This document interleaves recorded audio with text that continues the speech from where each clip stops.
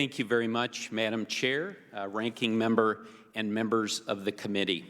Thank you so much for having me here today to discuss a very important issue in our country, and that's the future of fair and free elections. The 2020 election in Maricopa County, the general election, was the best election we've ever run in Maricopa County.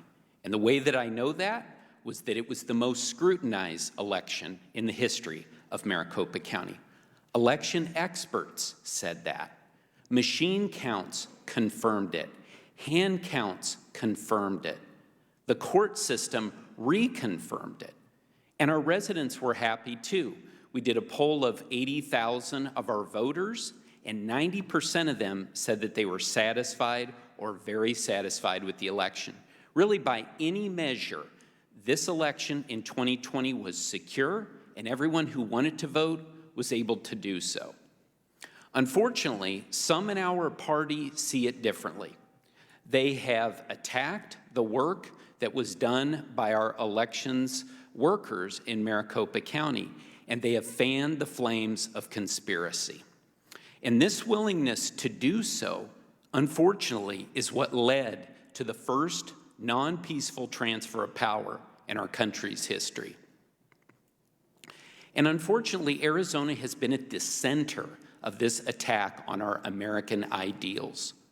Even though Joe Biden won Arizona by 45,000 votes, 20 members of the Arizona legislature signed a resolution asking Congress to disregard those results and seat an elector slate of Trump electors. That was, without a doubt, a staggering refusal to follow the will of the voters. Next, Republican state senators went to court, and they tried to get from Maricopa County the people's ballots and the election machines, quote, sufficiently in advance of the congressional review of the Electoral College returns on January 6th, 2021. Now, when they failed, the senators carried on. They threatened to jail me and my colleagues on the Board of Supervisors.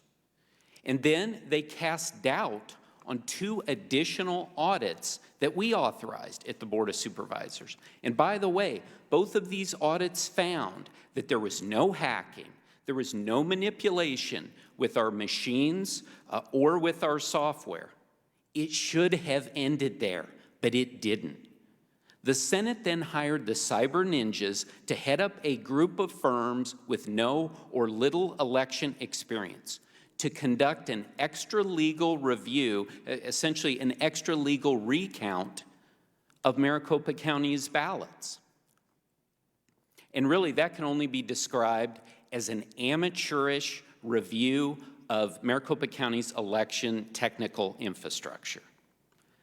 The cyber ninjas, they changed the policies and procedures, they chased conspiracy theories, they threw out false claims, and worst of all, they accused our good elections workers of committing crimes.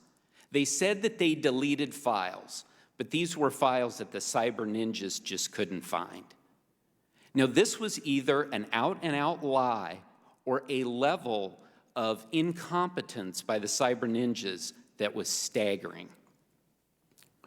Elections integrity is not a new thing for me. As a former Republican election lawyer for the Arizona Republican Party, it's a passion of mine. And that's why I'm here today, to speak out against those that are passing off this disinformation and those that would call on legitimate elections to be decertified. This is without a doubt the biggest threat to our democracy in my lifetime. If elected officials continue to choose party over truth, then these procedures are going to continue on.